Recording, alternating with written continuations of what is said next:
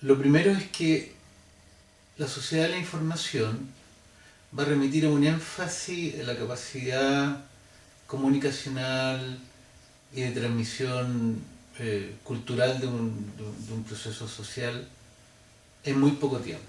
O sea, a mí lo que me parece como esencial es introducir el factor tiempo para señalar de que en muy pocos segmentos de tiempo se traspasa gran información en todos los ámbitos sociales, lo cual produce un primer efecto. Y el primer efecto es que las decisiones hay que tomarlas con enorme rapidez en relación a hace 20 o 30 años. Entonces ahí hay un primer desafío, la rapidez en las determinantes de la toma de decisiones. Lo segundo, tienes que tomar decisiones en brazos de mucha información y seleccionar dentro de esa información lo que es más relevante. Entonces la capacidad de selección, además del tema de la velocidad, es una segunda determinante. Y yo creo que la tercera es tratar de saber cómo las decisiones que se toman en el contexto de la sociedad informatizada van a generar impactos que van mucho más allá de las fronteras locales o nacionales donde tú estás situado. Entonces tenemos el tema de la velocidad, tenemos el tema del impacto y tenemos el tema de la transnacionalización en los procesos de toma de decisiones. Si hubiera que hacer un resumen, yo te diría que esto hace referencia a alguna literatura y reflexión que en las últimas décadas ha venido insistiendo sobre el concepto del biopoder. Es decir, de cómo los procesos de relaciones sociales van a construir contornos en las relaciones políticas y de poder que hacen referencia a la calidad de la vida de las personas. A eso se refiere en parte el biopoder, es bastante más amplio el concepto. Entonces yo creo que la sociedad de la información produce efectos muy trascendentes en la sociedad del biopoder, a partir de estas tres determinantes que señalé previamente. Y por último, pero también como postulando una reflexión de más largo aliento, yo creo que una de las cosas que te llama la atención en estos contornos sociales es la fragilidad de los órdenes sociales. O sea, unos ciertos órdenes que dependen tanto de las tecnologías, que dependen tan inmensamente de los circuitos a nivel mundial, son inmensamente frágiles en el fondo. Entonces hay nueva amenaza en los órdenes sociales, justamente cuando se interrumpe la naturaleza de sociedad de la información en los términos que ha sido configurada hasta ahora.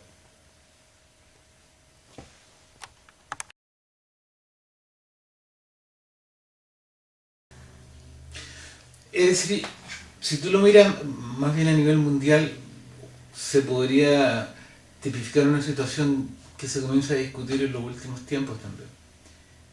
Hay un agotamiento de la sociedad liberal, neoliberal y conservadora para enfrentar los desafíos contemporáneos. Agotamiento que tú ves en millones de variables, pero yo te diría básicamente en una: la ingobernabilidad frente a grandes desastres naturales. A mí me parece que es un tema esencial. Pero también hay un agotamiento de los modelos del denominado socialismo del siglo XX o el socialismo real clarísimo.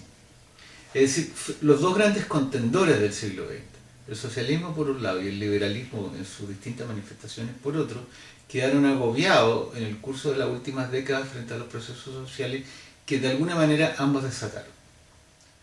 Y ese agobio, que es un agobio que se manifiesta como un cierto deterioro teórico y una cierta laxitud práctico-política, nos hace a veces o nos impide ver, en lo que en mi opinión, en ese tipo de reflexiones relevantes, que estamos hoy día viviendo una revolución social a escala mundial, por lo menos en los últimos 30 años. Es decir, si yo analizo con ojos políticos lo que ocurre hoy día en el contexto mundial, puedo llegar a la conclusión, puedo llegar a conclusiones que en última instancia son bastante convencionales en relación a lo que sucede. De que se pasó de un mundo bipolar a un mundo unipolar y que de nuevo hay una bipolaridad imperfecta, lo que quieras denominar. Pero me voy a mover dentro de una convencionalidad que es completamente decimonónica y que proviene del siglo XIX, en términos analíticos. Yo tiendo a pensar de que estamos viviendo un proceso de revolución social en marcha que se va a extender bastantes décadas más, dentro de lo cual seguramente muchas formas de capitalismo, pero también formas de socialismo van a ir emergiendo. Yo creo que lo que se le ha denominado el socialismo del siglo XXI, en concreto en América Latina, hace referencia, si tú quieres teórica, a los grandes modelos de socialismo o a algunos postulados, pero no me parece que sea la solución todavía como para generar mejores condiciones en los órdenes sociales. Me parece sí de que hay un intento, en mi opinión de pronto bien tosco, pero hay un intento por recrear una mirada del mundo y recrear un cierto modelo político que seduzca y moviliza a las poblaciones más excluidas de las riquezas contemporáneas. Pero en el fondo estamos en una fase inicial de esta revolución social en marcha. Yo creo que el mundo de aquí a 20 años va a ser completamente irreconocible en cuestiones muy sustantivas. Y quiero mencionar 4 de esas cuestiones sustantivas.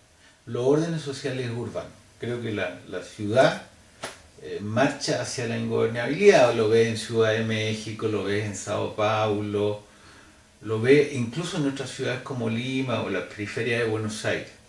O sea, hay un tema con el hábitat, con el lugar donde vive la gente. Esto lo han discutido los urbanistas, pero aquí hay un tema fuerte, porque tiene que ver con la democracia, o sea, el tema del espacio.